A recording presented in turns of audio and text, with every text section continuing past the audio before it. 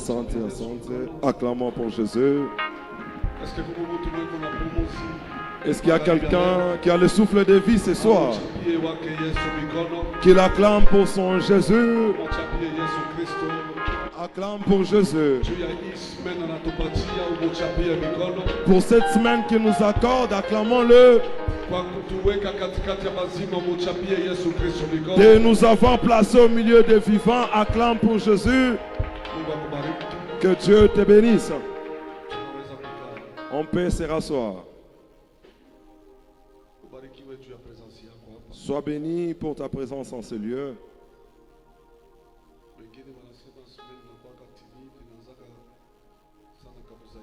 Les autres disent que la semaine démarre timidement, mais nous disons non.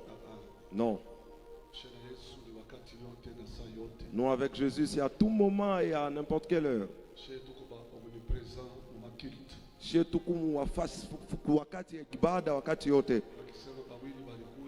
Lorsqu'on dit qu'il y a des personnes qui étaient là, moi je me retrouve parmi les deux. Que Dieu te bénisse. Surtout beaucoup plus à cause de ta présence ici. Continue de la sorte, ne te fatigue pas et n'imite pas les autres. Que Dieu te bénisse abondamment. Depuis que nous avons commencé, je ne sais pas, ça fait combien de semaines? Tangia tulianza sijui nafanya mawiki tatu. Pardon? 3 semaines. Et 3 semaines kama inakupita. Si ces 3 semaines t'est passé, ça sera une très mauvaise chose pour toi.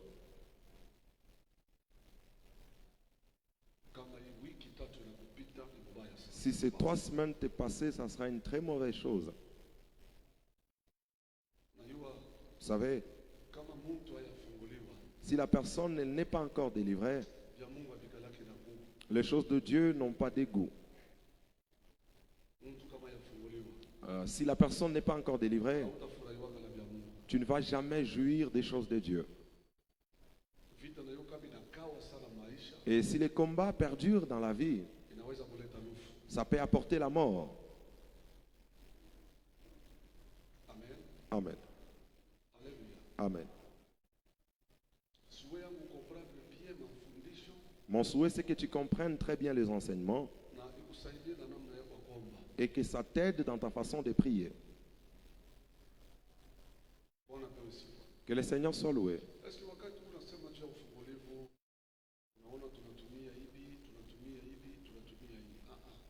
Pendant que nous parlons de la délivrance, vous voyez, nous touchons tel point, nous touchons tel point. Nous utilisons juste des choses, la parole de Dieu et le Saint-Esprit. Ce sont ces 2 éléments.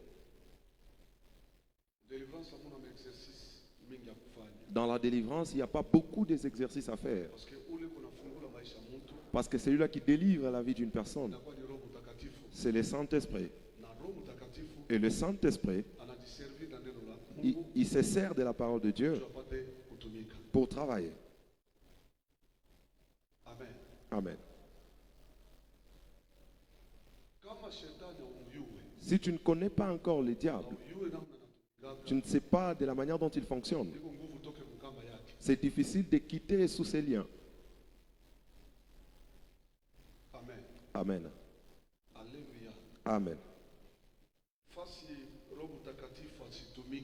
L'endroit où le Saint-Esprit ne travaille pas, il y a trop de pratiques.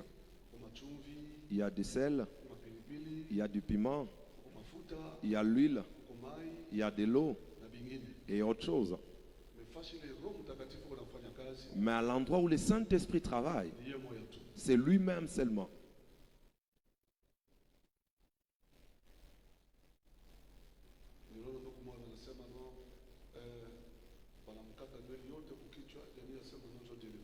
J'ai vu une personne à qui on a rasé toute sa tête pour dire que c'est ça la délivrance. De quoi? De la sorcellerie. Qu'on puisse te couper les cheveux afin que la sorcellerie puisse sortir. La sorcellerie sort seulement lorsqu'il y a une autre puissance. C'est cette puissance qui enlève la sorcellerie.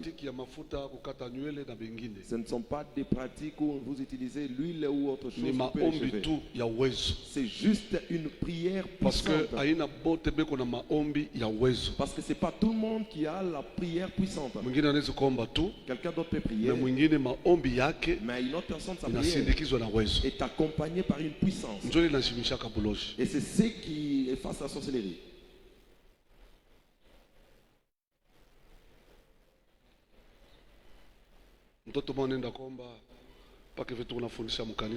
Un enfant est allé prier, tel que nous enseignons dans l'église à Kolwezi. Ils ont bien commencé la prière dans l'église. Et après demain, Kesho mkwe na chumvi. avec du sel. Mtoto anaangalia L'enfant a regardé pour dire non. hii haina yo. Ça c'est pas ça. Anatoka lwake. Il est sorti. Mimi namuuliza ni nini, anasema papa mimi natoka kule nilikuwa naomba. Je lui ai posé la question, c'est quoi? Il m'a dit que Juu ya nini? de quitter l'âge de prière. Bima pratique Il ile. y a trop de pratiques là-bas. Mimi nasema uko na raison. Je lui ai dit que tu as raison. Tafuta fasi beko naomba Mungu mu haki na mu kweli. Cherche un endroit où on prie le Dieu véritable. Mule beko nafuata neno la Mungu vile la stahili. Là où on suit la parole de Dieu à la loupe.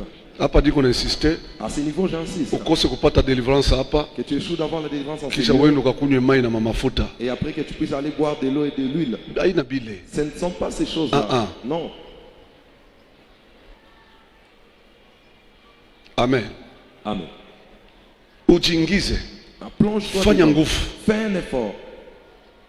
Beba yote ile na stahili. Prends tous les éléments qu'il te faut. Juu kama maisha yako inafunguliwa, Car une fois que ta vie est délivrée, wewe mwenyewe utaona que toi-même tu vas constater que vita maisha yako itakuwa na forme. ta vie aura une forme. Maisha yako itakuwa mzuri Ta vie, elle sera bonne. na bantu batasema. Et les gens vont en parler. Kuko bia mingi Il y a beaucoup de choses inazunguluka maisha yako qui entourent ta vie, pour que usikaishi salama mu yako maisha. pourvu que tu ne vives pas en paix chez toi. Mungu akusaidie tena hii semaine, Que Dieu t'aide encore au courant de cette semaine. akuongezee tena kingine ila uyapata. Qu'il t'ajoute encore un autre élément. Mungu que tu vas akupatie encore nayo mu jina la Yesu trouver. Kristo wa Que Dieu te Nazareti. l'accorde au nom de Jésus-Christ. Qui a compris les enseignements depuis que nous avons commencé? Nani anaelewa mafundisho tangia tulianza? Kiloko sana. Peu seulement. Je reprends un peu, je retourne un peu en arrière Narudia kumkongo kidogo, pour que vous vérifiez mon manoti yako. pourvu que tu vérifies dans ton note. Itakusaidia tena kesho.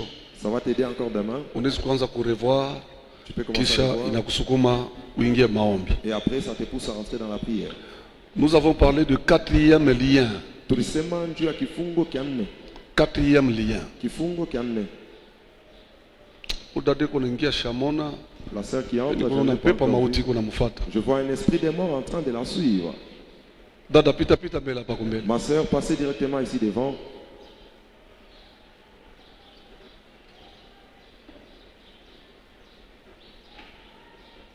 Wewe uitiwe kuwa distraite mu yako maisha. Toi, tu n'es pas appelé à être distraite dans ta vie. Niko bado kona bien pale. Je ne t'avais pas encore bien vu Mimi là-bas. najua kimvuri kunafuata mtu moya. J'ai vu l'ombre en train de poursuivre, de te poursuivre.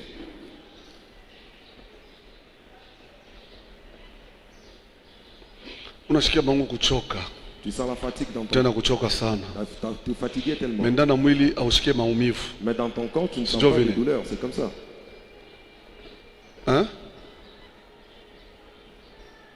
Ndio vile mpepo mauti natumikaka. C'est comme ça que l'esprit des morts opère. Nasikia pa maungo mubaya, Tu vas te sentir mal dans ton corps. appétit ya kula inako. Il n'y a pas d'appétit pour manger. Ndio vile. C'est comme ça. Sikia tamu ya kula. Tu n'as même pas d'appétit pour manger. Force tu kulako. Force seulement pour manger un peu. Wewe ukipungukiwe kiloko, Une fois que tu essaies de t'affaiblir un peu, watakuingililia. il faut infiltrer dans ta vie. Uko na vita moja karibu. Tu as un combat qui Hapa est proche de toi. niko na kombea. Pendant que je prie pour toi, Juu Mungu yuko na kushindia. c'est parce que Dieu t'accorde Mais la victoire. bashikuie mtoto. Qu'on ne puisse pas tuer ton enfant.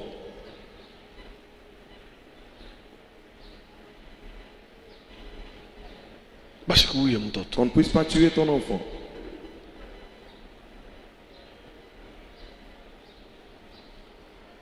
Pake vukwa pakumbele. Tel que tu es là devant. Mungu yeye atumike. Que Dieu lui-même puisse travailler. wakati alama kuna mfanikia au mama, pendant que les signes s'opèrent chez la maman, wewe usikue distrait, toi ne sois pas distrait. usipepusha akili yako kuna huko. Ne faut pas divaguer tes pensées. Hata ndani yako unaweza kuanza kuomba, Même en toi, tu peux commencer à prier ya kusema Mungu nifungule kwa mimi, pour dire à Dieu, délivre-moi aussi.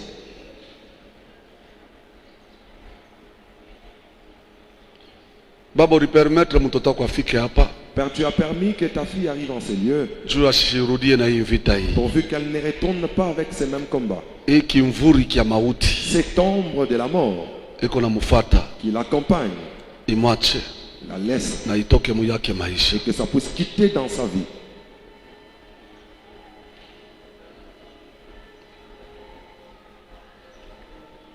Huko nanisikia Tu m'entends? we kimvuri ya mauti, Toi, ombre de la mort, toka ndani yake. quitte en elle.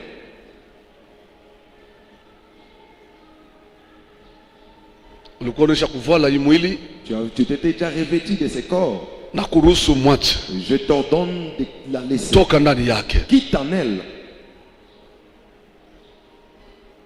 Acha mwili yake, Laisse son corps. acha esprit yake, Laisse son esprit. acha nafsi yake. Laisse son âme. Nikone vile uko nenda Que je te voie de la manière dont tu es en train de partir. hapa sasa. Maintenant. Na niko na kutosha ndani ya nyumba yake, we Et je mwanamke t'enlève dans sa maison, toi femme. bone kala munyumba, Toi qui s'est installé dans la maison. niko na kutosha ndani ya nyumba Je yake. t'enlève dans sa maison. Hapo uko nenda, Pendant que tu pars, hauna na kya kwenda nayo, tu n'as aucun objet que tu vas prendre. hautenda na mtoto, Tu ne partiras pas avec un enfant. hautenda hata na kitu kimoja. Tu ne partiras pas même avec une chose. Uko nenda na lufu yako Tu we, rentres, tu pars avec ta mpaka mort. kule bali kutuma. C'est là où on t'avait envoyé.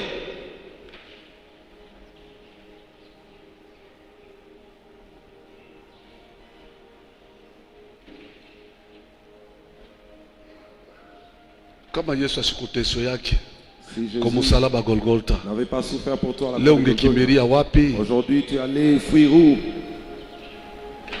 Tukiangalia kazi ya kumsalaba inatupa nguvu Si nous regardons à l'œuvre de la croix, ça nous fortifie. ya kusema hata kama vita inakuya Pour dire que même si les combats peuvent venir, itamalizika tu. ça va terminer toujours. Juu kuko muntu moya Car il y a une personne aliweza kusema ke tout est accompli, qui a dit que yote metimizo. akusabu hata kitu kimoja yako maisha. Il n'a pas oublié même une chose dans ta vie. C'est pourquoi aujourd'hui nous pouvons dire Dieu commande à l'autre, on que nous combattons dans la victoire. tukuna kombana ndani ya ushindi. Juu kuko muntu moya alitupatia ushindi, Car il y a une personne qui nous a accordé la victoire. kuko muntu moya aliwina mauti, Il y a une personne qui a vaincu la mort. jina ke Yesu Kristo wa Et Nazareti. son nom, c'est Jésus-Christ de C'est pourquoi Nazareth. leo hata kama mauti nakuya, C'est pourquoi aujourd'hui, même si la mort venait, unaweza kuiwina tu peux la vaincre. juu Yesu alitupatia ushindi. Car Jésus nous a accordé la victoire. Hautekala leo, Tu ne vas pas rester là-bas aujourd'hui. hautekala Tu ne vas pas rester là-bas. tena. Hii 3 jours ilikuwa mubaya, Et ces 3 jours étaient juzi, mauvais. jana. Hier et avant-hier. Donc juzi, Avant-hier, jana hier na leo. et aujourd'hui.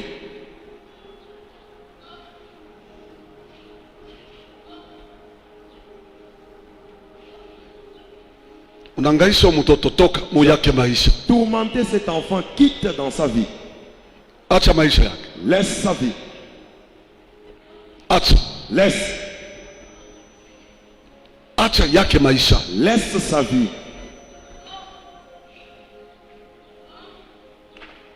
Hautamuua, Tu ne vas pas la tuer. hautamuua. Tu ne la tueras pas. Wewe ndio utakufa, yeye C'est toi asitakufa. qui mourras, elle ne va pas mourir. Wewe esprit humain, Ou un peuple pepo ya huyu mwanamke, quitte pepo ya huyu mwanamke, esprit de cette femme. hautaua huyo mtoto. Tu ne vas pas tuer cet enfant. Rudia kule barikutuma. Retourne là où on t'avait envoyé. Nasema tena rudia Je dis encore, retourne kule barikutuma. là où on t'a envoyé. Hapa sasa, Maintenant. chofa sasa, Avance maintenant. saa inaendelea, Le temps est arrivé.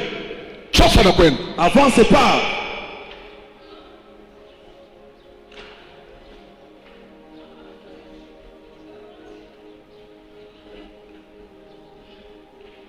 Kwa haraka, Vite. kwacha utaacha tu. Laissez, tu vas laisser toujours. Yesu ni mwanaume wa nguvu sana. Jésus c'est un homme qui est tellement puissant. Abaya muinaka. On l'a jamais vaincu. Na basta muinaka. Et on ne va jamais le vaincre. Mbele yake ligoti yote nasuka. Devant lui tout genou fléchit. Je n'ai jamais vu un esprit résister à Jésus-Christ de Nazareth. Il va changer son langage dans peu de temps. Il va la laisser toujours. Car celle-ci appartient à Jésus.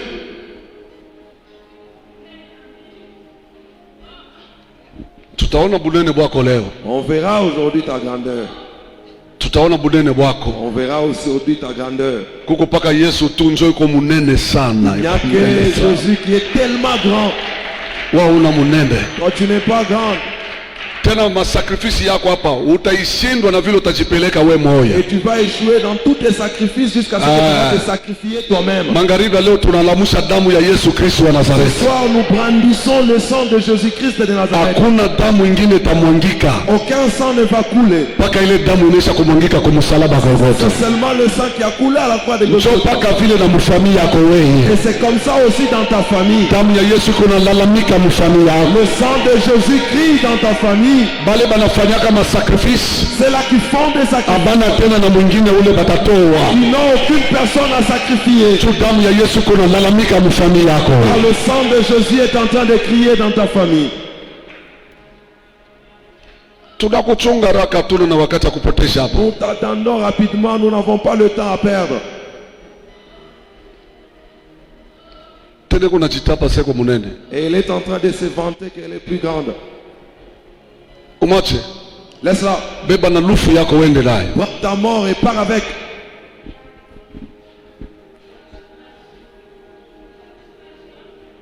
Yesu alisha kuishaka yake zamani. C'est Jésus qui a déjà fini son œuvre il y a longtemps. Tu ne vas pas nous terroriser. Yesu alisha kuishaka yake kazi. C'est Jésus qui a déjà terminé son œuvre. Yako itashindwa. Pour toi ça va échouer. Na itaendelea na kushindwa. Et ça va continuer à échouer.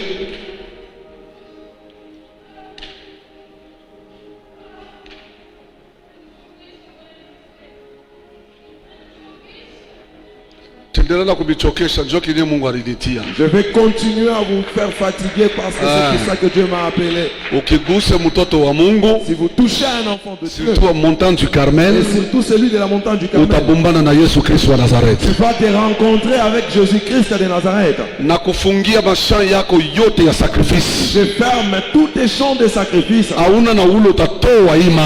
n'as aucune personne à sacrifier cette fois-ci. Va-t'en. Va-t'en maintenant. Pio. Vite. Vite à toi. Laissez-la par terre. Liez-la. Que cet esprit quitte par ici. Le ciment où il s'était déjà allongé, que ça puisse se transformer en feu. Que ça prenne le feu. Que ça puisse s'allumer contre elle. Que ça devienne une fournaise de feu. Que le feu s'allume. Que ça laisse cet enfant. Que cette mort, nous la retournons. C'est mal là où c'était venu. Nous la retournons. C'est mal là où cette personne l'a suscité. Waka moto na kwenda. Waka moto na kwenda. Sois en feu et pars. Ni kuona vile kunasha maisha ya mtoto. Que je te vois de la manière dont tu laisses la vie de cet enfant. Na wakisha moto pia ndani ya nyumba yake. J'allume encore le feu dans sa maison. Ile mapepo yote yanaingia kabusiku. Tous les esprits qui entrent la nuit. Moto bawakie que le feu puisse s'allumer contre. Na ile mapepo irudie paka kule ilitoka. Et que ces esprits retournent seulement là où c'est. Hapa sasa. Maintenant. Mjina la Yesu Kristo wa Nazareth. Au nom de Jésus-Christ de Nazareth. Mchunge mimi namuona anaanza kwenda sasa. Veillez bien sur elle, je la vois en train de partir maintenant. Yeye anaanza kwenda. Elle est là en train de partir.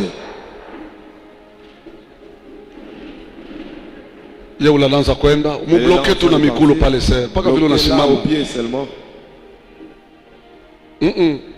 Pas dans ville. Pas comme ça. Mwache tu. Être là. Mumubloke, Munamna kia kuzunguluka. bloqué par sa façon de se rouler par terre. Ule pepo anaanza kwenda. Cet esprit commence à partir. Est-ce que mtu mmoja anachapia Yesu Kristo mikono? Est-ce que quelqu'un peut acclamer pour Jésus? Sumuchapie kwa Yesu atawe moyo. Acclame pour Jésus, mon Ni Dieu. Yesu soko na chapia ina mtu. C'est pour Jésus que tu acclames, c'est pas un homme. Umuchapie Yesu Kristo mikono. Acclame pour Jésus, Mungu akufungula bafungwa. le Dieu qui délivre les captifs, Utosha bantu mulufu. qui enlève les gens dans la mort.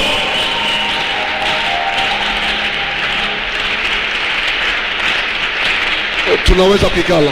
On peut se rasseoir. Kazi kunafanyika. Le travail est en train de s'effectuer. Tuchunge malizike. Attendons que ça termine. Njoo tuendelee. C'est ainsi que nous allons continuer.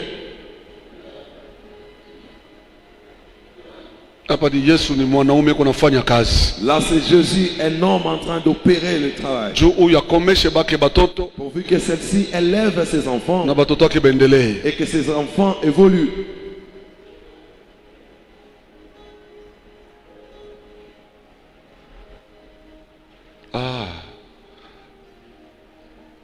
Anasema kwa munene.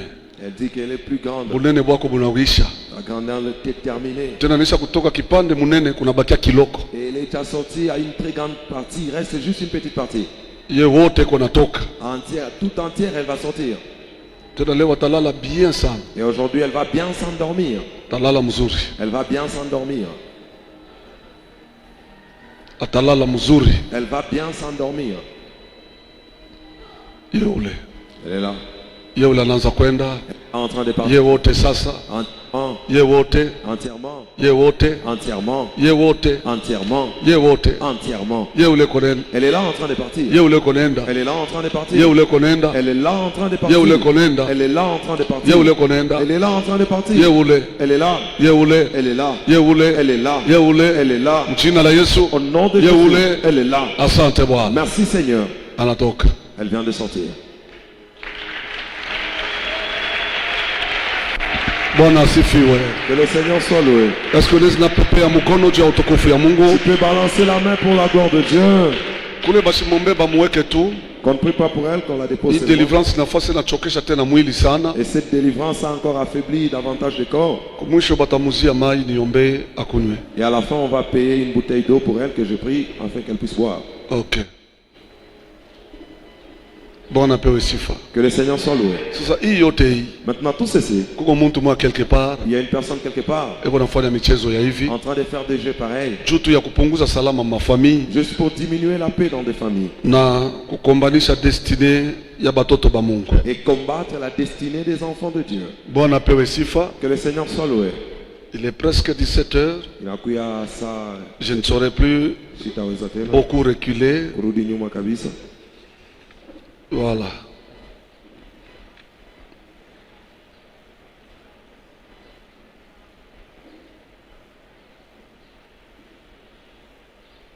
Nous avons parlé, Tulizungumzia nous avons cité 3 points. tulitaya manukta tatu. Les liens de la mort, Hii kamba ya lufu, les liens kamba du sépulcre ya makaburi ou du tombeau, wala ya shimo ya mauti, les filets, hii nyamvu wa makila, pardon, les filets de la mort. hii makila ya lufu,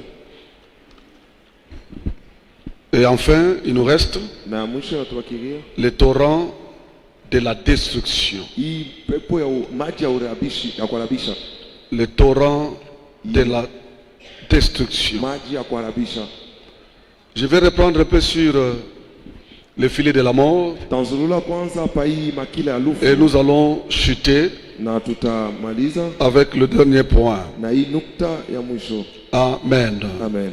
Les 2 points, Hii manukta mbili on utilise seulement les exemples tunatumia paka mifano, parce que la Bible ne parle pas beaucoup sur ça. kwani Biblia izungumuzie sana njoo ya hiyo. Sur les filets de la mort, nous avons dit, Pa hii inakuya makila ya lufu et tulizungumzia, l'ensemble des événements, inakuwa wingi ya maajira des ya situations maneno et des problèmes na ya mamambo qui exposent les gens face à la mort. inaweka watu kumbele ya lufu, Ce sont des pièges inakuya mamitego que le diable tend ile diabolo anakuwa anateka soit sur la voie de quelqu'un, wala pa njia ya mtu soit dans le travail, wala mkazi soit dans des relations, wala mahusiano et même dans le ministère, na hata muduma, et qui expose l'homme dans le danger. na inatia mtu ndani ya hatari. Nous avons dit que pour accomplir cela, Tulisema njia ya kuyatimiza hiyo le diable se sert diabolo de anatumikisha mauvais sorts. hii misemo ya mubaya. Premièrement, de mauvais sorts. Ya kwanza hii inakuya na misemo ya malahana. Deuxièmement, Ya pili les malédictions. hii inakuya lahana.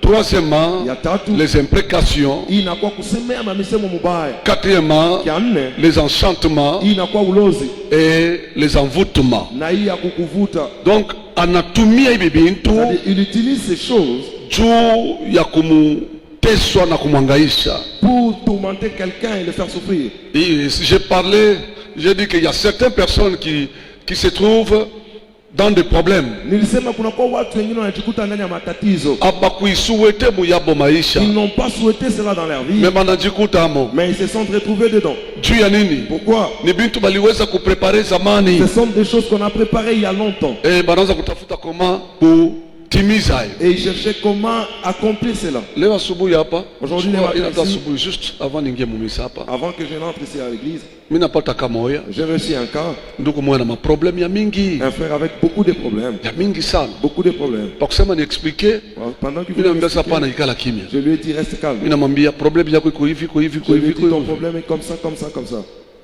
Hii yote unataka kuniexpliquer. Tout ce que tu veux m'expliquer, Haina yo. c'est pas ça. Hii inazalika hii. Ce qui est né Juu ikuangaishe. pour te tourmenter, Ikupeleke kama kwa mfumu. t'amener, je Njoo sais kule pas, wewe ndio chez un ukakufie. devin pour aller mourir là-bas. Sasa bia kweli papa njoo vile bali ni conseiller. Il a dit papa, c'est vrai, c'est ce qu'on m'a conseillé. Donc problem haina ile mambo inatokelea. C'est-à-dire, le problème, c'est pas le problème qui a surgi, Ni kintu kingine. c'est une autre chose. Shetani yako natafuta ifanike. Satan est en train de chercher que ça puisse s'accomplir. Est-ce que mtu mwana nishikia? Est-ce que quelqu'un m'a écouté?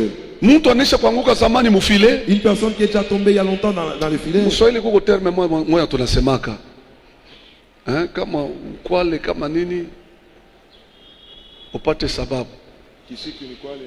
Kishiki ni kwale. Donc ni kishiki kile. C'est-à-dire, c'est juste Ndio shetani kuna tafuta ile. la souche là que Satan est en train de chercher. Mambo haina kishiki. Le problème, c'est pas la souche. Mambo ni bile binesha kufanika Le deja. problème, c'est ce qui s'est déjà effectué. en même temps. Urikwale motu. Que tu puisses te erguer Bantu là-bas, basema bana. afin que les gens disent non. Ilikuwa ni problem ya kishiki. C'était le problème de la souche. Mais en réalité Lakini kwa ukweli, haina kishiki. c'est pas la souche. Ni bile bintu balisha kufanya zamani mu yako Ce maisha. sont les choses qu'ils ont fait dans ta vie il y a longtemps. Ulisha kubakia lwa kwa envelope. Et tu es resté juste une enveloppe. Beko natafuta kishiki moya tu. On cherche une souche Baseme non ni ile ndio namuua. pour dire que c'est ça qui l'a tué. C'est ça le filet de la mort. Njo ile makila ya lufu.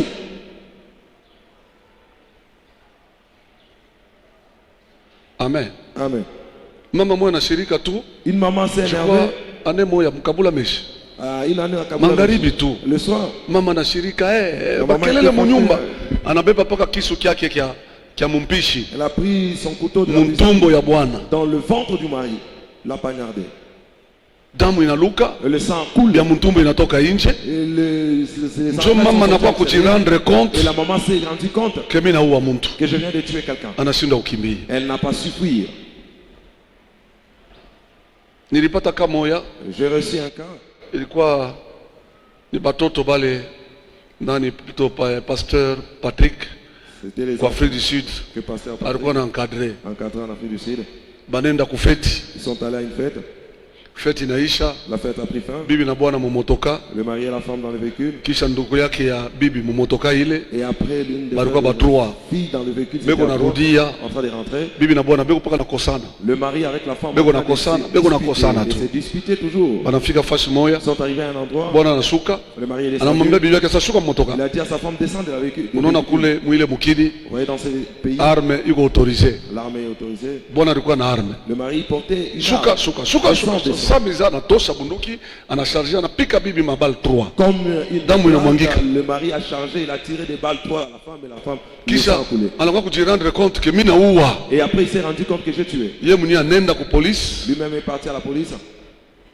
aenda kujipresenter hapa, niko nasema na wewe eko mu prison. Il est allé se présenter pendant que je m'adresse à vous, il se trouve en prison. Bwana tunaiaffecte na wezo yako. Seigneur, nous l'affectons avec ta puissance. Wakati yote ataitumia À tout moment qu'elle va utiliser ça.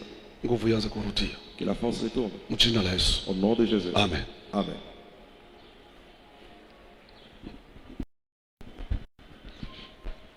Bibi anakufa, La femme était morte. mtu normala tangaza sana, ni tuko na batoto Une personne normale va regarder que nous avons. na atabachunga, Qui va les garder? mais ni kitu kibabadisha kuiprepare deja. Mais c'est quelque chose qu'on a déjà préparé. Mtu atakuwa kujiretrouver deja, anaisha kuposer acte, La personne va se rendre compte qu'il a déjà posé. anaanza kusimama na kusamba. Commence à aller. Ukimwangalia unamshikilia na buluma, Vous le regardez, vous avez même pitié de lui. na yeye mwenyewe kuna shanga, Et lui-même s'étonne. mimi si comprendre nini inanifikia. Je n'ai pas compris ce qui m'est arrivé. Mungu akusaidie wewe, Que Dieu t'aide, toi. usikanguke muifile hii, Que tu ne tombes pas dans ce filet. ushangukiemo. Ne tombe pas dedans. Balisha kumuwaka zamani, On l'avait déjà tué il y a longtemps. balisha kufanya deja vyote zamani, Ils avaient déjà tout fait. Il y a beko na longtemps. kusukuma tu On te pousse seulement. ubambie tu hata fashi moya Tu puisses toucher même à un endroit là, bakuacheve. qu'on puisse t'achever. Nashukuru Mungu, Je rends grâce à Dieu. Mungu alitusaidia Dieu nous a aidés. tena kuendelea na Et il kutusaidia. continue à nous aider. Hii mara Et cette fois-ci, makila haitaanza kubamba tena, le filet ne va plus commencer à t'attraper. haitaanza kubamba tena. Ça ne va plus commencer à t'attraper. Et pour terminer, Na njoo kumaliza. nous parlons de torrent de la destruction. Juu ya mto ya uharibifu. Nous sommes dans Psaume chapitre 18, Tuko Zaburi sura yake ya 18. Psaume 18, Zaburi 18 versets 4 à 6. mstari ya 4 mpaka 6. Psaume 18, Zaburi 18. est-ce qu'on peut honorer la parole de Dieu? Eti tunaweza heshimu neno la Mungu. Je m'écris, Nalalamika, loué soit l'Éternel, asifiwe wa milele. et je suis délivré de mes ennemis. Na mimi nafunguliwa kupitia adui wangu. Les liens de la mort m'avaient environné, Hii kamba ya lufu ilikuwa inanizunguka. et les torrents de la destruction m'avaient enveloppé, épouvanté. Na muto ilinizunguka na ilinipatia oga. Les liens du sépulcre m'avaient entouré, Hii kamba ya makaburi ilinizunguka. les filets de la mort m'avaient surpris. Na hii makila ya lufu ilinishutusha. Amen. Amen. On peut s'asseoir, que Dieu vous bénisse. Tunaweza kuketi, Mungu amibariki. Nous sommes dans Apocalypse, Tuko Ufunuo chapitre 9, sura yake ya 9 versets 1 à 12. mstari ya kwanza mpaka 12. Tu peux lire pour gagner le temps. Tutasoma Apocalypse 1 à 12. 9, 1 à 12. Apocalypse 9, 1 à 12. Nous lisons au nom de Jésus. Amen. Le 5e ange sonna de la trompette et je vis une étoile qui était tombée du ciel sur la terre. La clé du puits de l'abîme lui fut donnée. Et elle ouvrit le puits de l'abîme et il monta du puits une fumée comme la fumée d'une grande fournaise. Et le soleil et l'air furent obscurcis par la fumée du puits. De la fumée sortirent des sauterelles qui se répandirent sur la terre. Et il leur fut donné un pouvoir comme le pouvoir qu'ont les scorpions de la terre. Il leur fut dit de ne point faire de mal à l'herbe de la terre, ni à aucune verdure, ni à aucun arbre, mais seulement aux hommes qui n'avaient pas le sceau de Dieu sur le front. Il leur fut donné non de le tuer. Il leur fut donné non de le tuer, mais de le tourmenter pendant 5 mois. Et les tourments qu'elle causait les scorpions quand ils piquaient un homme. En ce jour-là, les hommes chercheront la mort et ils ne la trouveront pas. Ils désireront mourir et la mort fuira loin d'eux. Ces sauterelles ressemblaient à des chevaux préparés pour les combats. Il y avait sur leur tête comme des couronnes semblables à de l'or et leurs visages étaient comme des visages d'hommes. Elles avaient des cheveux comme des cheveux de femmes et leurs dents étaient comme des dents de lions. Elles avaient des cuirasses comme de cuirasses de fer, et le bruit de leurs ailes était comme un bruit de chars à plusieurs chevaux qui couraient au combat. Elles avaient deux queues semblables à des scorpions et des aiguillons, et c'est dans leur queue qu'était le pouvoir de faire du mal aux hommes pendant 5 mois. Elles avaient sur elles comme roi l'ange de l'abîme, nommé en hébreu Abdon et en grec Apollyon. Le premier malheur est passé, voici il vient encore 2 malheurs après cela. Amen. Amen. On peut acclamer pour la parole de Dieu. Que Dieu vous bénisse. Je ne serai pas long, mais faites tout pour me comprendre. Selon les 2 livres ici, nous disons ceci, que le torrent de la destruction constitue une puissance de l'ennemi Satan qui a pour but de créer des désordres, le chaos et la destruction dans la vie de l'homme, dans une famille, dans une église et même dans une nation. Je reprends ce que je viens de dire. Je dis que le torrent de la destruction constitue une puissance de l'ennemi Satan qui a pour but de créer des désordres, le chaos et la destruction dans la vie de l'homme, d'une famille, et dans une église, même dans une nation. Comme nous l'avons vu dans Apocalypse chapitre 9 verset 1 à 12.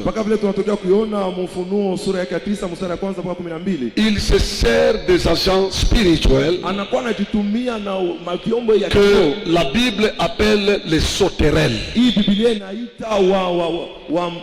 qui sont en réalité des esprits ou des démons pour accomplir sa mission. La Bible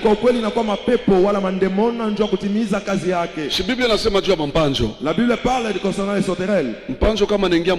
Lorsque la sauterelle entre dans les champs, son travail c'est quoi? C'est tout dévaster. C'est ça cet esprit.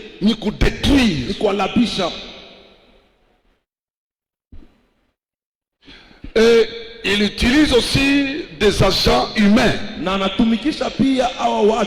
qu'on appelle les seigneurs de guerre. C'est-à-dire quoi? Ceux qui créent des rébellions dans les nations et des pays.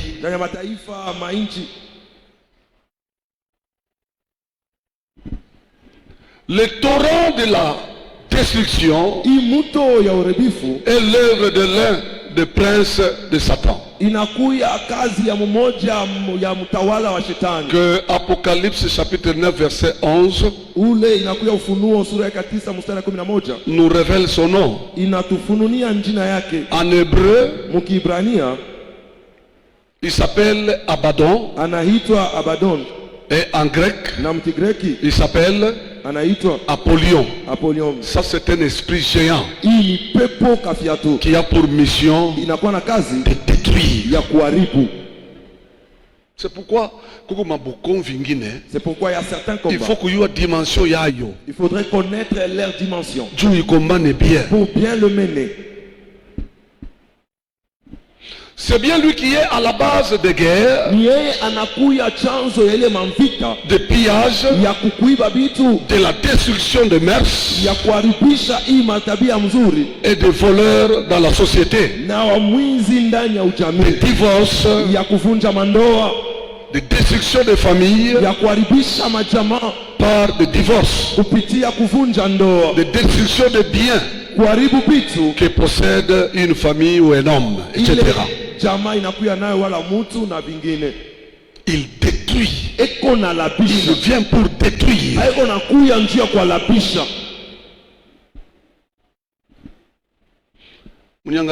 Regardez-moi. Il y a certaines choses. Si la personne parvenait à comprendre ceci, si vous les entendez même dans des églises,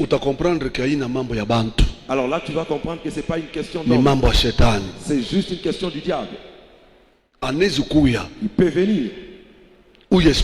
Et cet esprit, nous l'appelons Apollyon et Abaddon. C'est ce que nous venons de lire, vous et moi ici. Il peut venir pour la destruction de l'église. Il ne commencera pas d'abord avec les hommes. Il va commencer avec le conducteur. Il va d'abord commencer avec lui. Il va l'attraper par où? Au travers de son témoignage. Il va toucher à la réputation de la personne. Il va commencer à travailler avec. Vous voyez dans ces choses, il y a certains chrétiens qui se retrouvent dans des églises et Satan les utilise. Ça m'étonne. Mais frère, nous sommes en train de dialoguer. Vous voyez, lorsque nous recevons les gens, tous les serviteurs reçoivent les chrétiens. Ils viennent avec leurs problèmes, en train de se repentir même. Mais le pasteur garde cela dans les secrets. Alors que toi tu puisses découvrir celui du pasteur. Vous allez voir les chrétiens en train de divulguer cela dans toute la vie. Dire ce qui est important. Détruire l'homme de Dieu. Et après le ministère est mort. C'est leur œuvre. D'Abaddon. C'est son travail.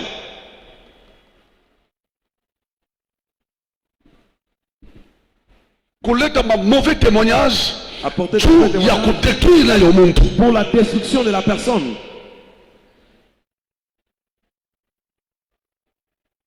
Je prie Dieu que Satan ne t'utilise pas. Même ignorance. Que Satan ne t'attrape pas. Ne sois jamais son instrument.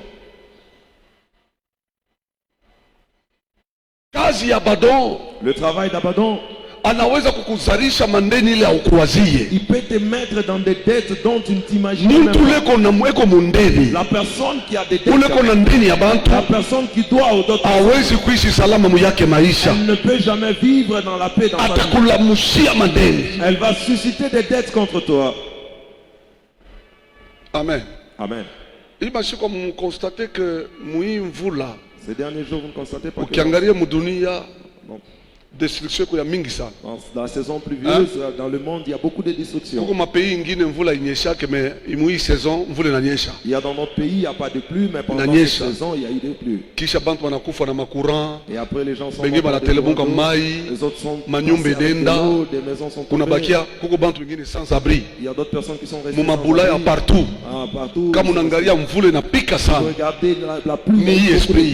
C'est à cause de cet esprit. Lorsque ça arrive, c'est pour la destruction. Je crois au Malawi, il ça s'est passé. Kenya et Tanzanie, en Tanzanie, ça s'est passé. Je ne sais pas dans combien de pays ça s'est passé. En Europe, n'en parlons même pas. Le dernier cas, je vis en Italie. Italie aussi. Les choses se sont abîmées, des véhicules et des véhicules. C'est quelle ville d'Amérique qui était en feu? Hawaii. C'est toute une ville. Papa un papa en train de pleurer. Ça c'est l'œuvre de 16 ans. Et je suis resté même réduire. C'est l'œuvre d'Abaddon. Que ça ne t'arrive pas. Vous voyez la manière dont vous regardez à la télé. Que ça t'arrive. Tu ne vas jamais. Tu ne vas jamais suivre cela comme tu le fais à la télé. Dans la maison ici. 20 ans, l'œuvre de 30 ans. L'œuvre de 30 ans. C'est ainsi que tu as une bonne maison.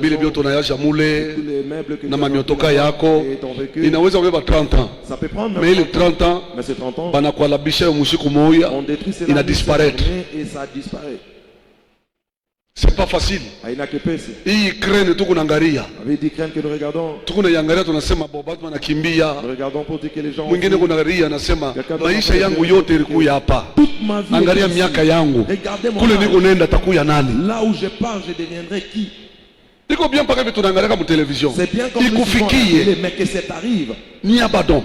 C'est l'œuvre c'est ça son ça c'est un esprit géant, c'est un prince. Lorsqu'il arrive, c'est pour la destruction totale. C'est pourquoi c'est pourquoi même en tant que Congolais, il faut kuyombea. On doit prier pour ça. Mimi nasema hii tremblement de terre ilifanyika ku Turquie. Moi je dis c'est ça tremblement de terre qui s'est passé. Haikuwa facile hein? Les bâtiments en train de s'écrouler. Les gens qui meurent là dedans. Vous sentez l'odeur des gens qui et l'un des membres de ta famille se trouve là-dedans.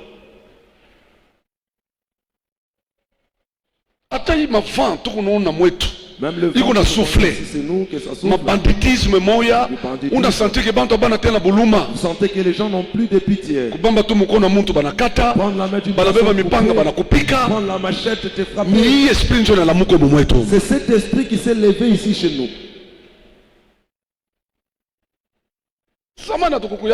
Dans les temps passés, ce n'était pas comme ça. Ici chez nous même à 0 heure, vous êtes en train de partir à 2 à 3 en train de dialoguer. Aujourd'hui si vous regardez, vous ne pouvez plus sillonner vers 21h, il n'y a plus de circulation. Parce que lorsque c'était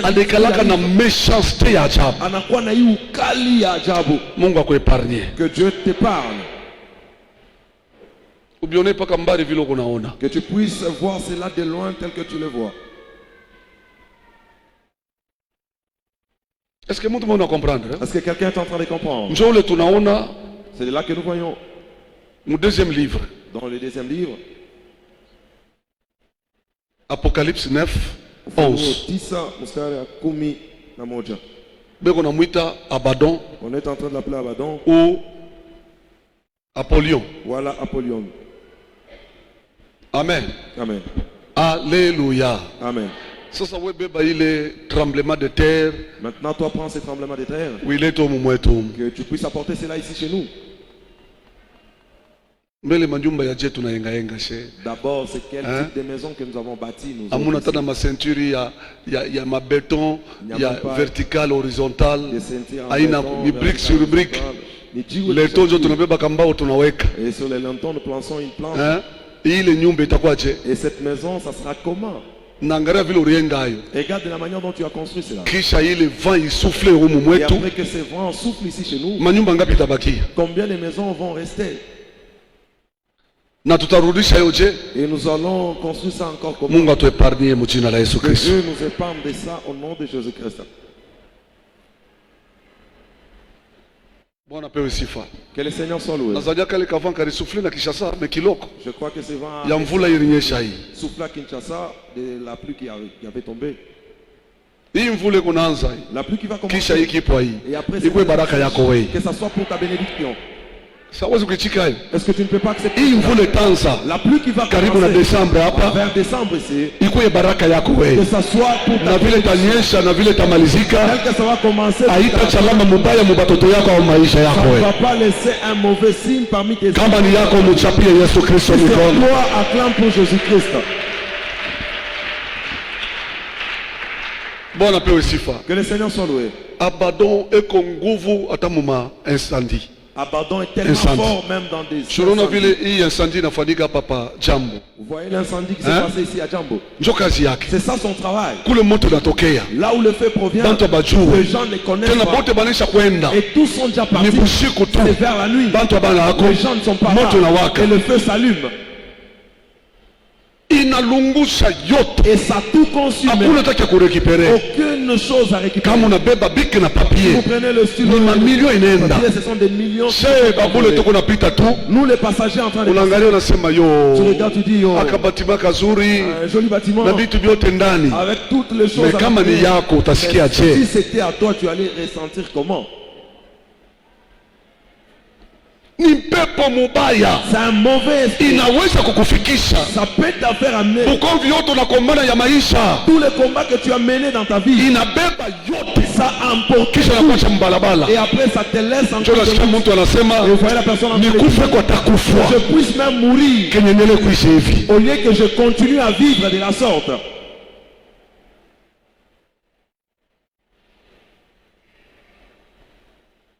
Alors, il faut que l'église prie.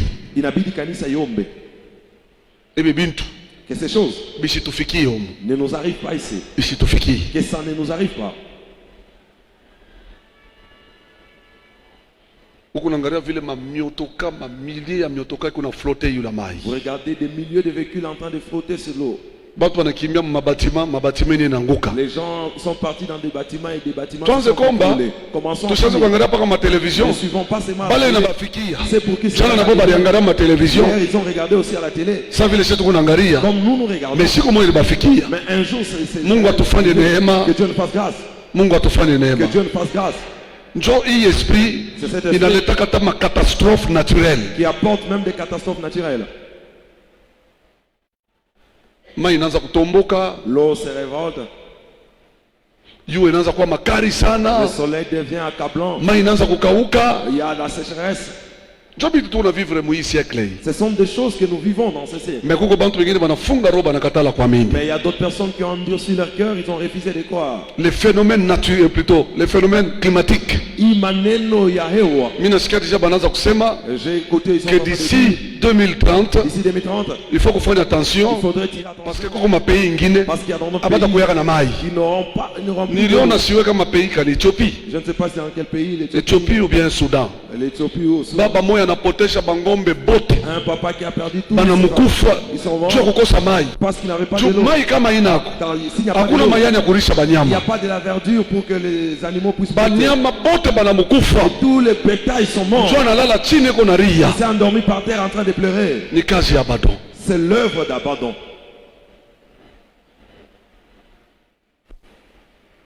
Aussi maintenant, bon, on a mini commande mbele muyango maisha. Mambo ya nchi bien de vile pana inakuconcerne wewe Mkristo. Parce que le bulongo kuna kanyanga unapaswa kuishi usalama. Ne dis pas que je lutte d'abord pour ma propre vie, l'affaire du pays ça ne me concerne pas. Non, ça te concerne en tant que pays parce que la terre que tu foules, tu dois vivre en paix. Le but de cet esprit, c'est pour créer le chaos et enlever la paix au milieu des gens.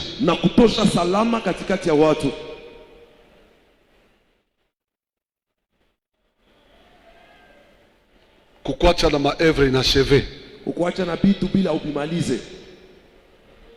Est-ce que tout le monde a comprendre? Est-ce que quelqu'un m'a compris? Tout le monde a comprendre. Quelqu'un m'a compris. C'est ça le torrent de la destruction.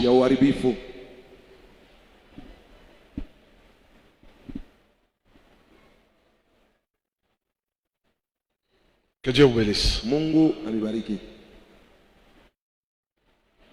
Alors la prière que nous devons faire, c'est de détruire ses œuvres. Makazi yake sitimizike. Isipate fasi.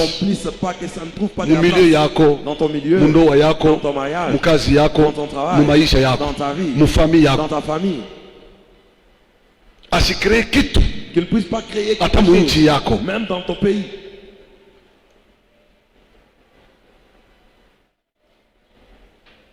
Amen. Amen. Alléluia. Amen. Il est là pour tourmenter les peuples. La vie de l'homme sur la terre.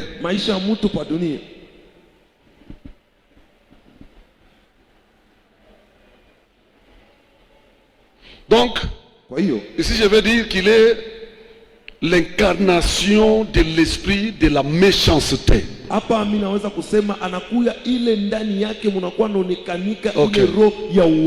L'incarnation de l'esprit de la méchanceté. Vous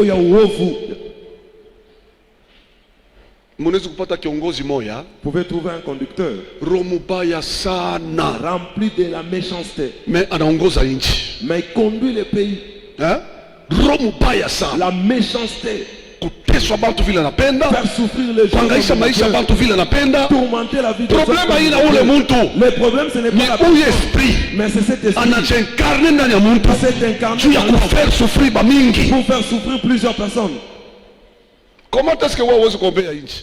Comment est-ce que toi tu ne peux pas prier pour les pays? En tant que chrétien. Kama vile Mkristo. Parce que salama yako, parce que ta paix iko na dépendre na yo na nchi unaishi. Dépend aussi du pays dans lequel tu vis. C'est pourquoi Dieu commande. En tant que chrétien, kama vile Mkristo, tuko na devoir ya kwanza kuombea bali beko na tuongoza. De commencer à prier pour nos dirigeants. Mungu atumike nabo. Dieu travaille avec eux. Hapana shetani kutumika nabo. Pour pas que Satan puisse travailler avec eux. Banaweza kubloquer maisha yako tu. Ils peuvent bloquer ta vie. À partir esprit banaingisha ndani ya mtu. À partir d'un esprit qu'on a introduit dans l'homme. Est-ce que mtu mwana ni comprendre? Est-ce que quelqu'un m'a compris? Mtu beko nanisikia? Quelqu'un est en train de m'écouter? C'est ça Abaddon. Joïl et Abaddon. Ou Apollyon. Voilà Apollyon.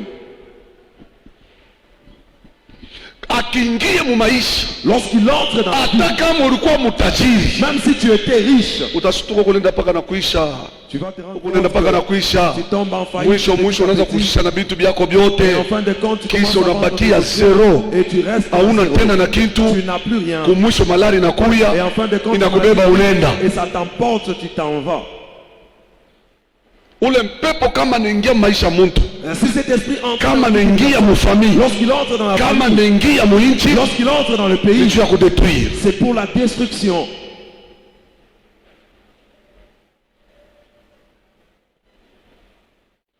Et cet esprit na huyu pepo crée les dictateurs.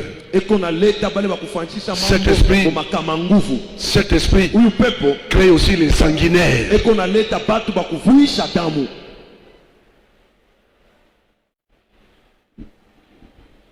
Il crée.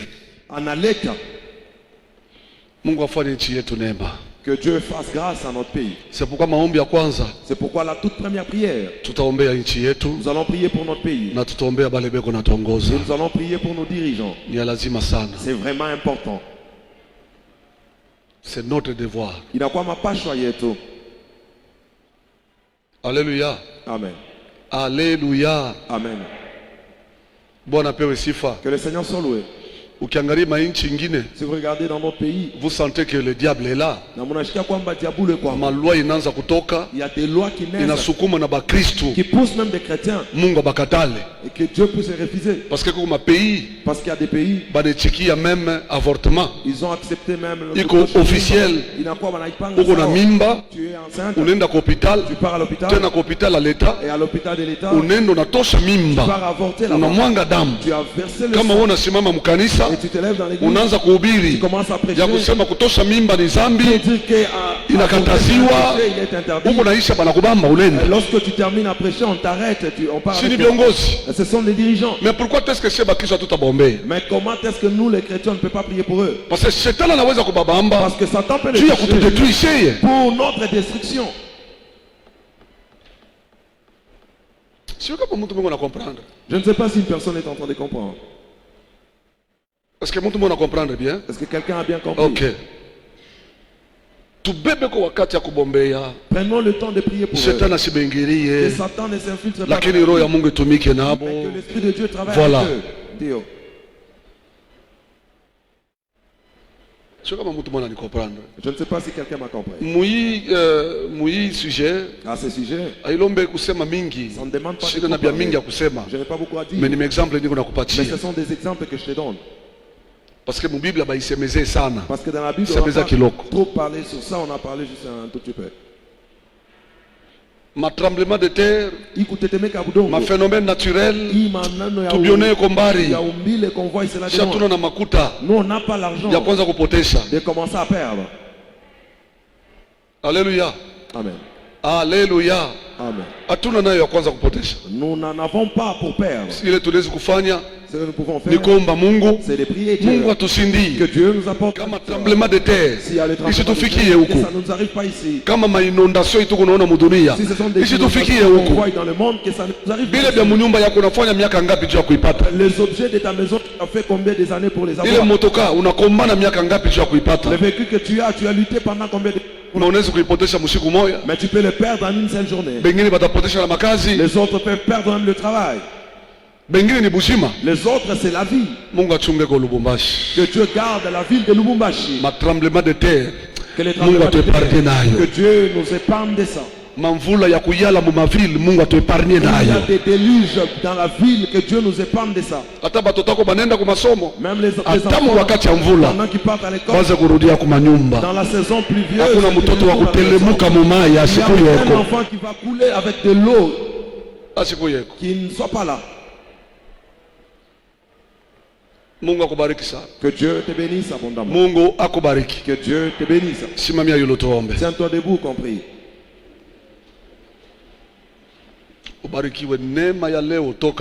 Sois béni, que la grâce d'aujourd'hui que tu puisses sortir avec. Demain c'est une autre, tel que tes pieds ont foulé ici, puisse quitter ici avec la grâce d'aujourd'hui. Que ça puisse sortir avec. Mets ta main droite sur le cœur. Prie pour la paix.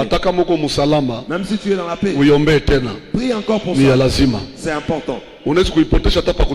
Tu peux perdre cela même en sortant. Tu peux perdre la paix. Mais dis à Dieu, accorde-moi la paix, que je ne puisse pas perdre la paix. Dieu, la paix de chaque jour. Le matin, le soir. La nuit, la paix. Donne-moi la paix. J'ai besoin de la paix. Prions au nom de Jésus-Christ. Tu as besoin de cette prière. Et pendant que tu fais cette prière, Satan est en train de beaucoup regretter. Car Satan n'a pas voulu que tu sois en paix. Dieu, donne-moi la paix. Et tout ce qui est à moi, vive en paix. Et que mon travail puisse vivre. Et que mes enfants vivent. Dans ma maison, que la santé de ma maison soit en paix. Prie pour la paix. Elle est importante. Tu as besoin de la paix de la maison.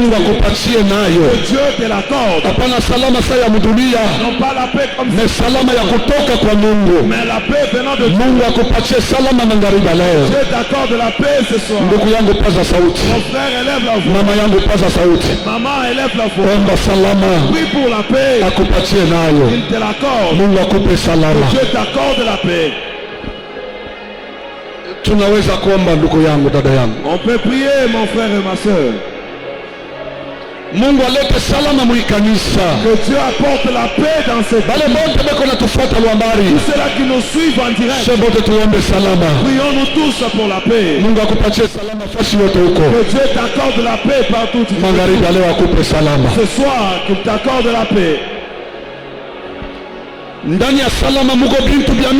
Dans la paix, il y a beaucoup de choses. C'est que Dieu fera avec toi. Pourvu que cette paix se manifeste.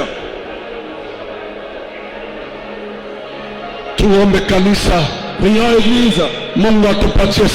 Que Dieu nous accorde la paix. La paix venant de lui. Prie de tout ton cœur. Que Dieu te l'accorde. Tu en as besoin. La paix. Ne prie pas comme si tu priais pour quelqu'un. Toi-même tu te connais. Lorsque tu es seul, que Dieu t'accorde la paix. Prions-nous tous pour la paix. Que Dieu nous l'accorde. Car la paix véritable provient de lui.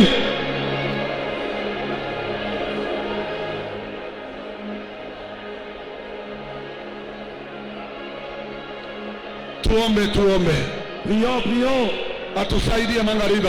Qu'il nous aide ce soir. Tu as besoin de la paix.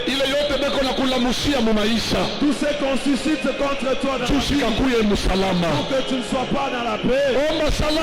Prie pour la paix. Prie que Dieu t'accorde la paix. Une paix véritable. Il te l'accorde. C'est lui qui la détient. Prions. Celui du ciel puisse nous accorder la paix. Il nous accorde la paix ce soir.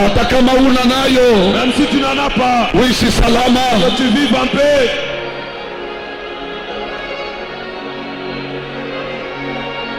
Le monde ne peut pas nous donner la paix pour laquelle nous sommes en train de prier. Le monde ne peut pas nous la donner. C'est pourquoi tu as mis l'intérêt d'implorer Dieu. Il t'accorde la paix. Crois dans la prière. Elle produit quelque chose. Que la paix retourne. Que tu vives en paix. Salama irudie mu maisha yako. La paix retourne dans ta vie.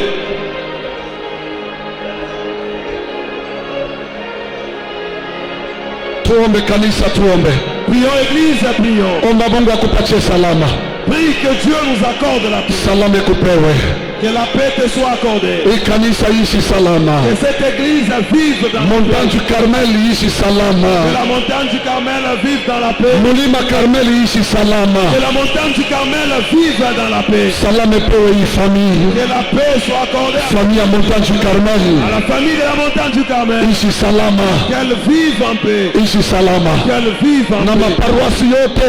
Et toutes les paroisses. La montagne du Carmel. De la montagne du Carmel. Popote banapatikana. Partout ils se retrouvent. Baishi salama. Vivre dans la paix. Bale bote beko mu masafari. Tous ceux qui sont dans les voyages. Bale bote beko mbari. Ceux qui sont loin. Popote beko. Partout ils se retrouvent. Salame bapewe. Que la paix leur soit accordée. Manyumba yabo ishi salama. Que leur maison vive. Makazi yabo ishi salama. Que leur travail soit dans la paix. Salame borekanie. Que la paix leur soit manifestée.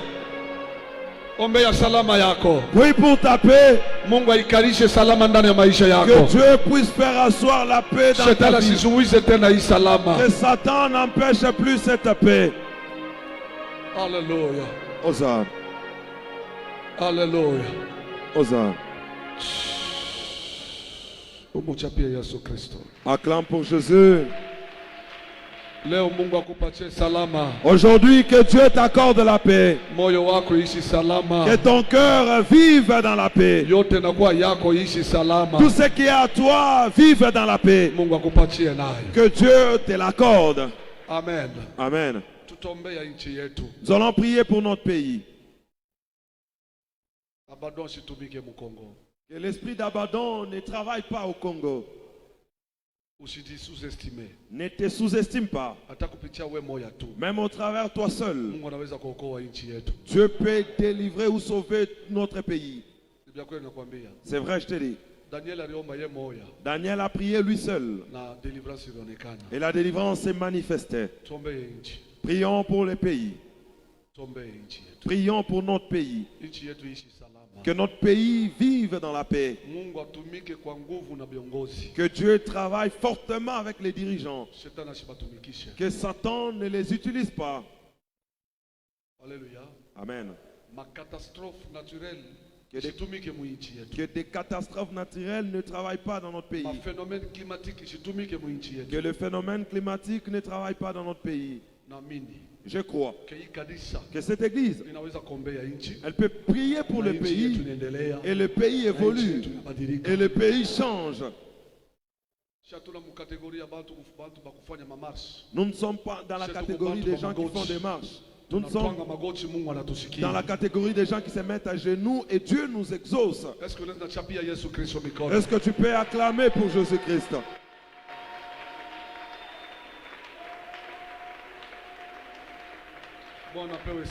Que le Seigneur soit loué. Que le Seigneur soit loué. Je disais, je ne sais pas à qui. C'est tout un esprit.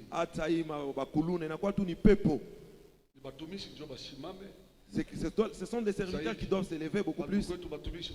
Nos serviteurs qui se trouvent à Kinshasa, qui s'élèvent et qui puissent arrêter ce phénomène. Car s'ils mettaient la pensée humaine, cet esprit va continuer à produire.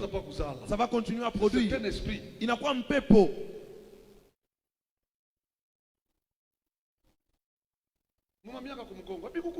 Dans les années passées, ça n'y était pas.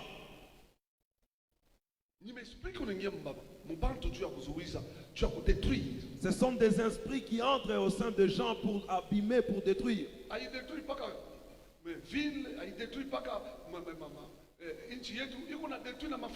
Ça ne détruit pas seulement la ville ou le pays, mais ça détruit aussi des familles, car il y a des parents qui ont mis au monde ces enfants. Qui est celui-là qui peut mettre au monde un enfant et qui puisse souhaiter que son enfant soit kuluna? Les parents pleurent. Ça, c'est un esprit. Il n'a quoi pepo. Prions pour le pays. Qu'Abaddon ne travaille pas au Congo. Qu'il ne travaille pas dans notre pays. Le Congo appartient aux chrétiens. Je dis, le Congo appartient aux chrétiens. Je prie ici que toutes les religions qui ne sont pas de Jésus, que ça puisse s'arrêter. Seulement les religions de Jésus puissent continuer. Car le pays, notre pays, le Congo appartient à Jésus-Christ de Nazareth. C'est un pays des chrétiens. J'aimerais qu'on prie pour cet esprit, qu'on les chasse dans notre pays. Dans les temps passés, dans les années passées, ça il n'y a pas encore longtemps. Tu peux marcher seul en cours de route. Tu marches dans la paix. Je suis arrivé pour la première fois en Tanzanie. Vers 1 heure, les gens en train de travailler. J'ai entendu les autres en train de dialoguer à haute voix. J'ai ouvert la fenêtre, je vis les gens en train de passer, souriant et en train de dialoguer. On doit mener cette vie. C'est notre vie. Là où il y a le Saint-Esprit, les gens doivent vivre dans la paix. Les gens doivent vivre dans la joie. Est-ce que quelqu'un m'a compris? On ne doit pas s'en prendre aux gens. Voyez la personne que Dieu a créée. Si l'Esprit de Dieu, le Saint-Esprit, entrait dans la personne sera merveilleuse. Mais si la personne, l'Esprit n'est pas encore entré, Satan peut utiliser la personne. Chassons l'esprit d'Abaddon ou l'esprit d'Apollyon. C'est toujours lui-même qu'on les chasse dans notre pays. Qu'il ne travaille plus. Qu'il n'entre pas dans nos dirigeants. Si par le Saint-Esprit seulement. Prions au nom de Jésus-Christ. Prie comme si c'était ton problème. Tel que tu pries pour le combat de votre famille. Chasse cet esprit. Qu'il n'entre pas dans notre pays. Et tout ce qu'il a déjà fait, arrêtons son œuvre.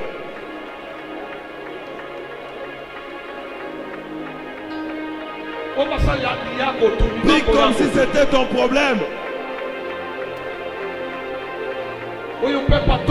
Que cet esprit quitte. Qu'il ne travaille plus dans ce pays.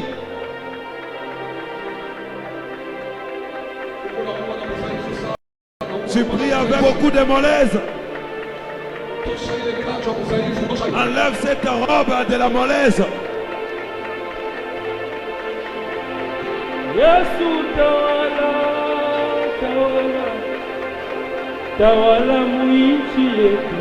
Yesu tawala, tawala. Oh Baba tawala, tawala, tawala mwinchi yetu. Yesu tawala, tawala, tawala mwinchi yetu. Yesu tawala, tawala, tawala. Nous allons chasser toujours cet esprit d'Abaddon au sein de jeunes dans notre pays. Amen. Amen. Génération. Dans cette génération, Abaddon a beaucoup travaillé avec le jeune. Que ce soit dans l'église, que ce soit en dehors de l'église. Satan travaille trop avec eux. Au travers, c'est Abaddon.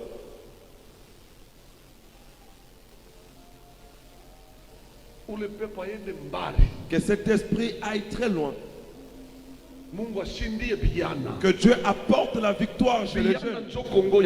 Le jeûne, c'est ça le Congo de demain. Le jeûne, c'est ça l'église de demain. Si Satan, si Abaddon, tuer le jeune, tourmenter le jeune pendant ce temps, c'est-à-dire que l'église de demain ne va plus exister et le pays de demain ne va plus exister. N'ayons pas seulement l'esprit de condamnation, mais nous comprendre comment ayons la révélation pour comprendre la manière dont Satan travaille. Le problème, c'est pas tout ce que nous voyons. C'est le travail qu'Abaddon fait dans la vie.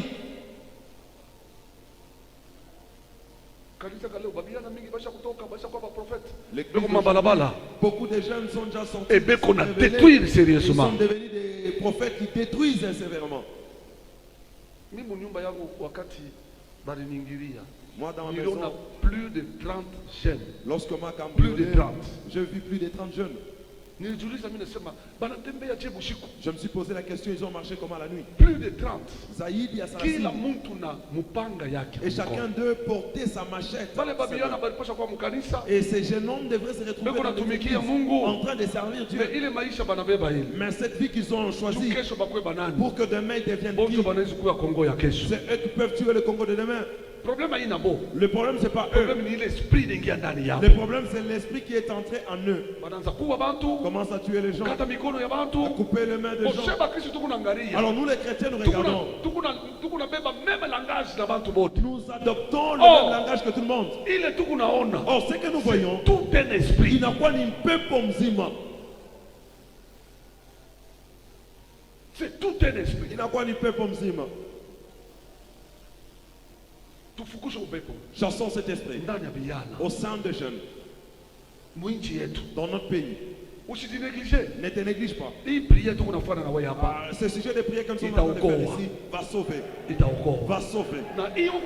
Et ce que tu fais, c'est un travail.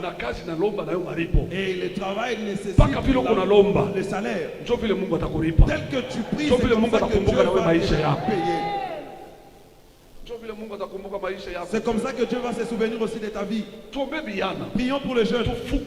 Chassons que l'esprit d'Abaddon ou Apollyon ou bien d'Apollyon au sein de jeunes, qu'il les laisse, que les jeunes soient délivrés, qu'ils croient en Jésus, qu'ils servent Dieu, qu'ils étudient pour diriger le pays demain. Nous allons prier au nom de Jésus-Christ.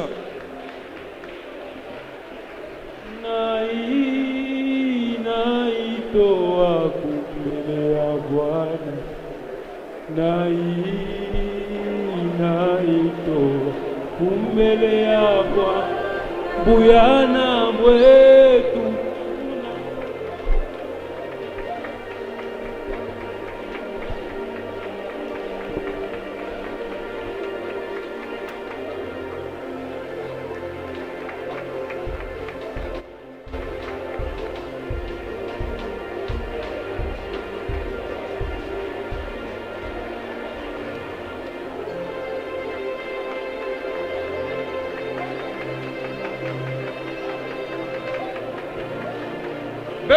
yako wewe, sa mambo yako.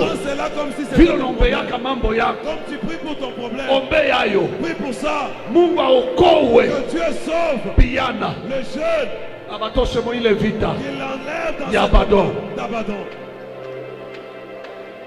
Abatoshe mo ile vita ya Apollyon. Qu'il les enlève dans ce combat d'Apollyon.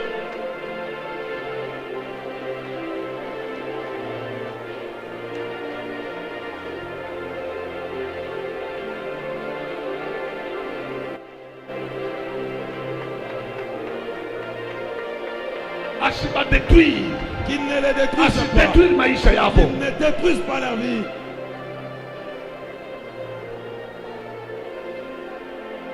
Alléluia. Tuombe kanisa, tuombe. Prions église, prions. Fukusha esprit yote ya Abaddon. Chasse à tout esprit d'Abaddon. Ou Apollyon. Ou d'Apollyon. Dans la vie des jeunes. Abate.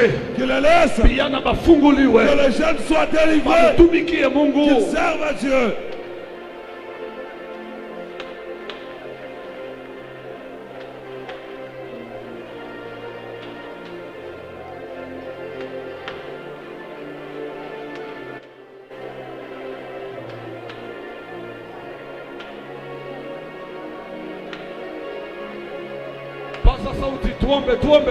Élève la voix, prions, prions. Que cet esprit ne trouve plus la place.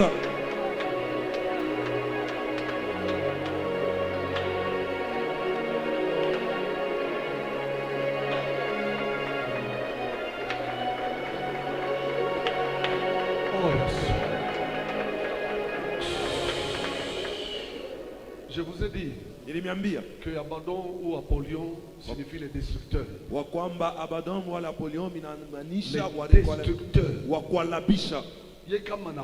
Lui, lorsqu'il arrive, c'est pour détruire. J'aimerais que tu pries pour toi-même, que tu pries pour ta famille, que tu pries pour tes enfants. Fais tomber tout esprit de la destruction. Si toute chose est en bon état, ne frotte pas tes mains. Ne crois pas que tu es déjà arrivé. Si un combat que tu as déjà vaincu, il faudrait savoir comment protéger cela. Amen. Amen. Cette femme, elle attendait famille. Elle dira que Dieu souviens-toi de moi. Aide-moi que je puisse bien m'approcher. Dieu souviens-toi de moi. Elle a mis au monde un enfant. On pouvait dire que c'est fini parce qu'elle a prié pour qu'elle puisse bien s'approcher et qu'elle puisse percer son enfant. Ça s'est passé ainsi. Mais à cause du sommeil, on a changé son enfant. Tu peux vaincre, mais si tu ne protèges pas cette délivrance, si tu ne veilles pas avec, on risque de te faire du mal. Et si tu évolues très bien dans la vie, mais veille sur ça, car l'ennemi peut venir et te surprendre et tout détruire. Chasse tout esprit de la destruction dans ta famille, dans tous tes objets. Refuse cela. Prions au nom de Jésus-Christ.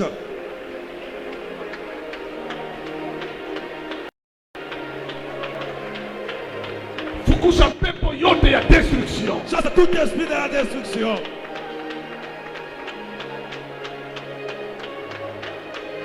Abaddon ne travaille pas dans ta vie. Abaddon ne trouve pas de la place dans ta vie. Chasse-le.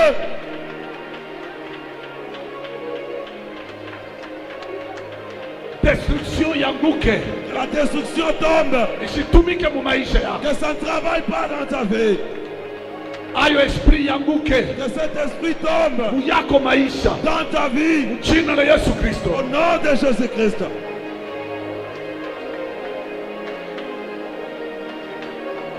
Chasse l'esprit d'Abaddon, chasse-le.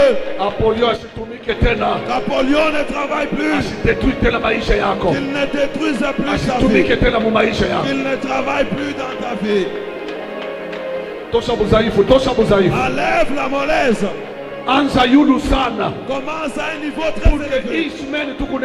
Pourvu que la semaine que nous allons évoluer avec, que de grandes choses s'opèrent avec toi.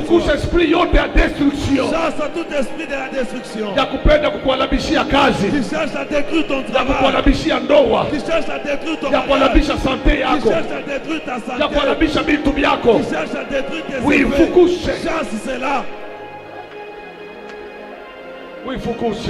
Chasse cela.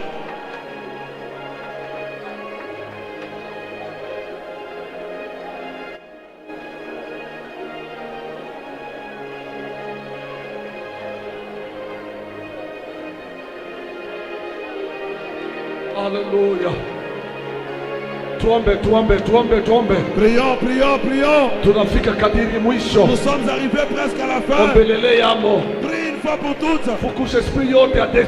Chasse à tout esprit de la destruction qui cherche à détruire ta vie, qui cherche à tourmenter ta vie. Que ça tombe ce soir.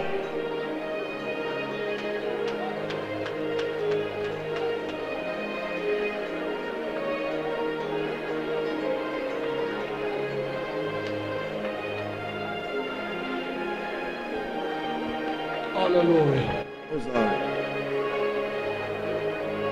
Oh yes. Jésus. Merci Saint-Esprit. Asante Roho Mtakatifu.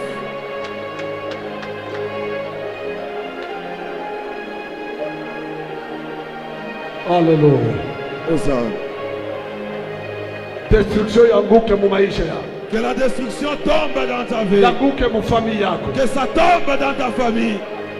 Jina la Yesu Kristo wa Nazareth. Au nom de Jésus-Christ de Nazareth.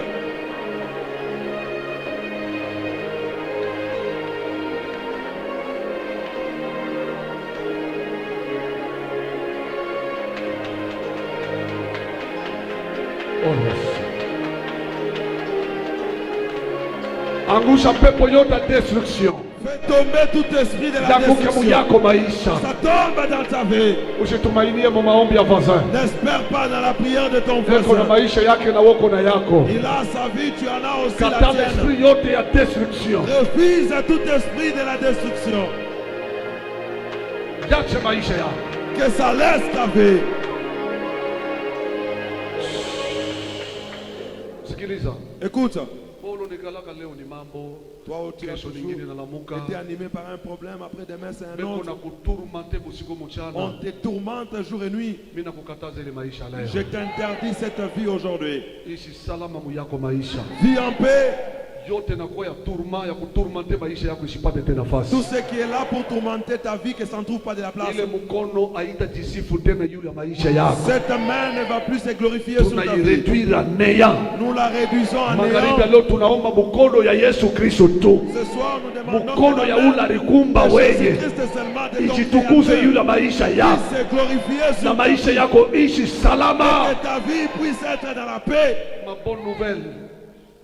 Que tes bonnes nouvelles s'enchaînent. Tunakukataza maisha ya turma. Jina la Yesu Kristo wa Nazareth. Au nom de Jésus-Christ de Nazareth. Amen. Amen. Tunaisha. Nous avons terminé. Umchapie Yesu Kristo mikono. Acclame pour Jésus-Christ. Tunaweza kukala Mungu amebariki. On peut s'asseoir, que Dieu vous bénisse. Maisha yako ni kuomba. Ta vie c'est la prière. Kama bengine batachoka. Si les autres vont se fatiguer, toi ne te fatigue pas et ne les imite pas. Ta vie n'est pas semblable à la leur. Que Dieu te bénisse abondamment. Si vous voyez dans tous les sujets que nous donnons et que tu te retrouves dedans, la nuit prend encore le temps pour prier. Pourvu que Dieu t'aide. Que Dieu vous bénisse abondamment. Cette semaine n'est pas mauvaise pour toi. Tel que tu pries ici. Ta famille, ceux-là qui sont loin et ceux-là qui sont près de toi, Dieu les met dans la paix et dans sa sécurité. Acclame encore pour Jésus-Christ. Les conseils que j'aimerais te donner, lorsque tu pries et que tu termines, prie encore. Lorsque tu pries et tu t'es fatigué, prie encore.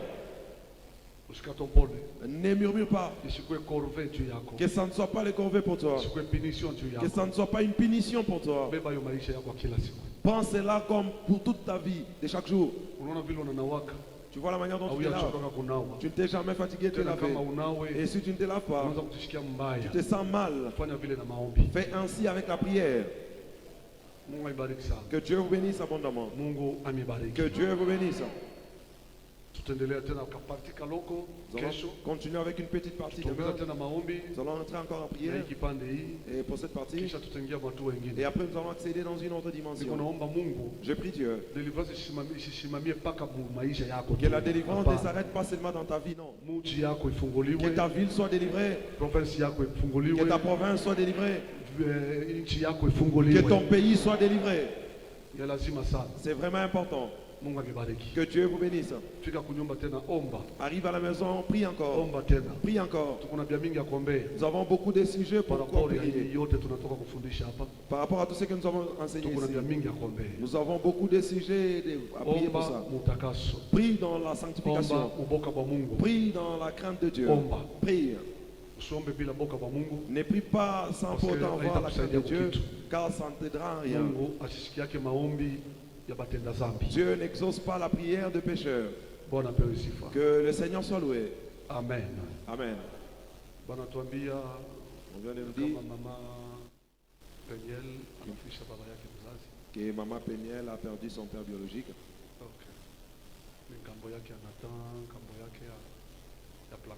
C'est les grands-parents pour Nathan, Plamedi, les grands-parents pour Blaise, les enfants de maman Peniel avec qui nous prions ensemble ici. Les deuils se trouvent au tabac.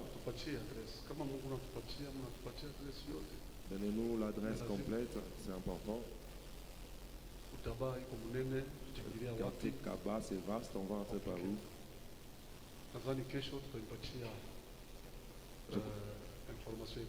Je crois que demain, nous allons vous donner l'information exacte pourvu que nous puissions y aller.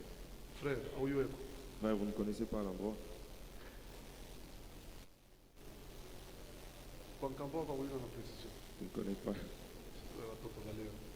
Oui, les enfants d'aujourd'hui. Lui,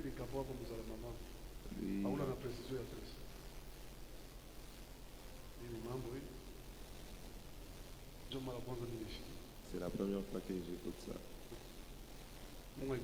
Que Dieu vous bénisse. Et on ne peut pas sortir sans pour autant vous donner les rapports de travaux. On a besoin de 30 planches. Nous avons besoin de 30 planches. De 220 pour couvrir à côté du dalle. Donc, c'est-à-dire à côté ici, on doit placer des planches pour que le mortier du ciment qu'on va mettre, que ça ne puisse pas tomber par terre. C'est aux bordures qu'on fait comme cela. Même si on coulait, que ça ne puisse pas tomber. Comme on a fait partout ici. Amen. Amen. Alors une planche $28 000 coûte quand on arrondit 28 000 francs. 30 000 francs. Si nous arrondissons, c'est 30 Donc 000 on a besoin francs. de 30 pièces. Nous avons besoin de 30 pièces. Ça fera combien? 30 000, 900 000. 900 000. Ok. Donc quand on apporte 1, 2, 3, si nous avons 1, 2, 3, ça y va pas plus de 30. Comme à plus de 30. Kama kila mtu anauza moya, si quelqu'un pouvait payer une planche, nous allons totaliser les nombres. Plus de 30. Je vois que nous sommes plus de 30 ici. Même les chantres ici. Si nous achetons seulement, 12, 11 ils sont presque à 12, une grande partie de 11. Que Dieu bénisse abondamment. Ça c'est l'œuvre pour faire des mains. Alors si nous tous tels que nous sommes là, on donne ça, demain on va travailler. Et si on ne donnait pas, ça va nous mettre en retard. Nous avons besoin de fermer déjà là-bas, pourvu qu'on commence à mettre le gravier là-bas. On a fait l'appel des fonds. Mais plusieurs ont souscrit, peu ont donné. Et ça nous a basculé. C'est pourquoi nous avons acheté du sable. Or, notre objectif était d'acheter le gravier. Mais nous sommes retrouvés que nous avons payé les sables parce qu'on n'avait pas la totalité de l'argent. À tous ceux-là qui ont fait le vœu, qu'ils puissent accomplir cela rapidement afin qu'on avance. Hier, le lundi, on devait acheter directement les graviers ici. Mais garder encore l'argent en main, ça va nous empêcher. Que Dieu vous bénisse. Que Dieu vous bénisse. Moi j'achète une planche. Qui d'autre va nous acheter une planche il y a 30 000 francs qui coûte